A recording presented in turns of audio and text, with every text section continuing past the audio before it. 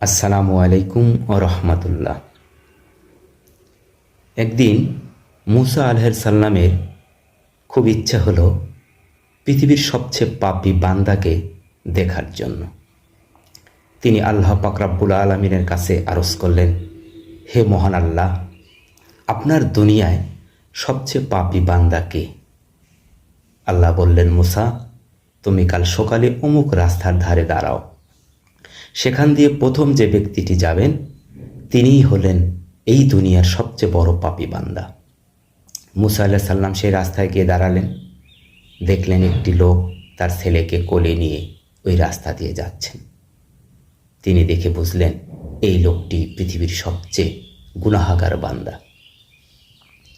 এবার মুসার খুব ইচ্ছে হলো যে তাহলে পৃথিবীর সবচেয়ে পুণ্যবান ব্যক্তিকে। মুসা আলাইহিস সালাম আল্লাহর কাছে আরজ করলেন, হে রাব্বুল আলামিন, আমি এবার দেখতে চাই পৃথিবীর সবচেয়ে পুণ্যবান ব্যক্তি। আল্লাহ পাক রব্বুল আলামিন বললেন, আজ তুমি ওই রাস্তার ধারে যাও। সেখান দিয়ে প্রথমে যে ব্যক্তিটি যাবে সেই এই দুনিয়ার সবচেয়ে গুনাহগার বান্দা। মুসা আলাইহিস সালাম যথারীতি সেই রাস্তার ধারে গিয়ে দাঁড়ালেন এবং দেখলেন এক ব্যক্তি আসছে। আশ্চর্য হয়ে গেলেন তিনি।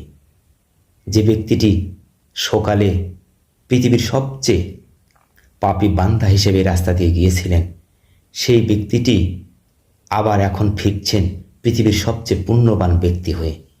একই লোক, কিভাবে সম্ভব? মুসা আলাইহিস সালাম এবার আল্লাহকে প্রশ্ন করলেন, হে আল্লাহ, তোমার একই বান্দা সকালে সে পৃথিবীর সবচেয়ে পাপী আর বিকেলেই সে পৃথিবীর সবচেয়ে পুণ্যবান ব্যক্তি। এটা কিভাবে সম্ভব হলো আমি একটু জানতে চাই। মুসা আলাইহিস সালাম এর এই প্রশ্নের উত্তর আল্লাহ বললেন, হে মুসা, সকালে যখন এই ব্যক্তিটি তার ছেলেকে নিয়ে যাচ্ছিলেন তখন তার ছেলে তাকে জিজ্ঞেস করলেন, বাবা, এখানে সবচেয়ে বড় কি? বাবা বললেন, বন। ছেলে বললেন, এর চেয়ে বড় কি? বাবা বললেন, পাহাড়। ছেলে আবার প্রশ্ন করলেন, পাহাড়ের চেয়ে বড় কি?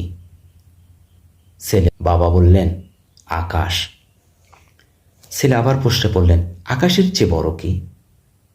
লোকটি এবার কান্নায় চোখে পানি চলে আসলো। অনুতপ্ত হয়ে সে বলল, বাবা, আকাশের চেয়ে বড় তোর বাবার পাপ। ছেলে আবার প্রশ্ন করল,